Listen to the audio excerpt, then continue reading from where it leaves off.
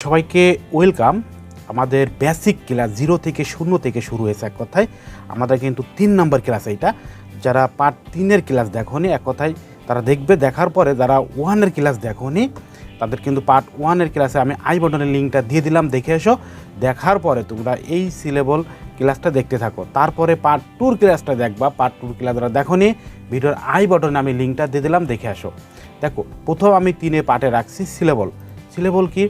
দেখো, সিলেবল হচ্ছে যে আমরা যখন শব্দ, যখন একটা ওয়ার্ড যখন উচ্চারণ করি না, যখন বলা হচ্ছে একটা ওয়ার্ড তুমি কতভাবে উচ্চারণ করতেছো, সেইটাই কিন্তু এখানে সিলেবল বলা হয়।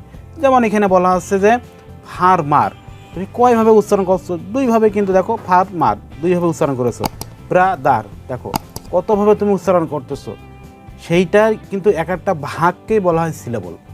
আশা করি বুঝতে পেরেছো। যারা এই যে পিডিএফটা, কথায় আমাদের কিন্তু বেসিক ক্লাসের জন্য আলাদা লেকচার শিট আছে, যাদের লেকচার শিটটা লাগবে অবশ্যই অর্ডার দিয়ে নেবে। আমার কিন্তু লেকচার শিট আলাদা আলাদা আছে, সবগুলো একটা স্টেপ বাই স্টেপ আছে, সবগুলো বেসিক শিটের জন্য আলাদা লেকচার শিট নিয়ে নেবে অর্ডার দিয়ে। তারপরে দেখো, এই সিলেবলকে আবার কিন্তু 4টি ভাগে ভাগ করা হয়েছে।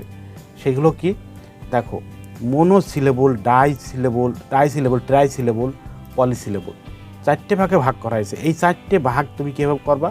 দেখো, মনোসিলেবল এইটা দেখো, যখন তুমি একদমে যখন উচ্চারণ করতে পারো, মানে সেটা হচ্ছে কিন্তু মনোসিলেবল। কেন? ক্যাপ, হেন, বাট, কাপ, হ্যাঁ, হট, ম্যান, টেন, এই যে একদমে করছো না, এটা কিন্তু মনোসিলেবল। তার মানে কি, যে ওয়ার্ড বা শব্দ উচ্চারণ করতে কোনো অংশ বিভক্ত করা হয় না, মানে কোনো কিছু বিভক্ত করতে পারবে না, সেটা হচ্ছে মনোসিলেবল। ডাইসিলেবল কি? ইংরেজিতে ডাই শব্দ অর্থ 2, মনে রাখবা। ডাই মানে 2, এভাবে মুখস্থ করতে থাকো।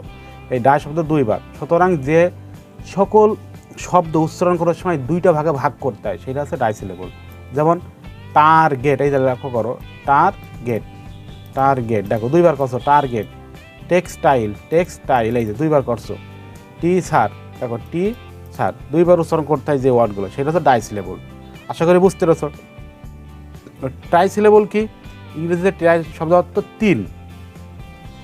এই 3 অর্থ বলতে কি, একটা ওয়ার্ড যখন উচ্চারণ করার সময় 3 অংশে ভাগ করা হয়, তখন তাকে ট্রাইসিলেবল বলা হয়। যেমন দেখো, এখানে আমরা একটা দেখি, যেমন দেখো এডুকেশন 3বার।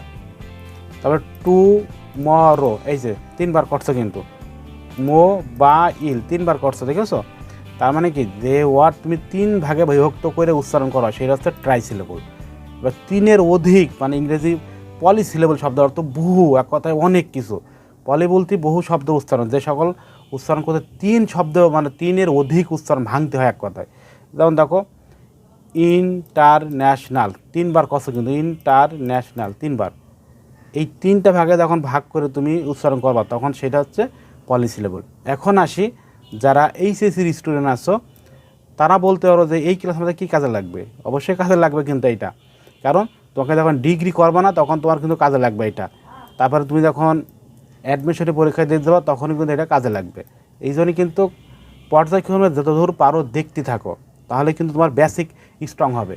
তারপরে দেখো, তুমি 2 দিন পর যখন অ্যাডমিশনে ভর্তি হওয়ার পরে যখন তুমি ইউনিভার্সিটি উঠবা, তখন টিউশনি করার সময় তখন কিন্তু এটা কাজে লাগবে।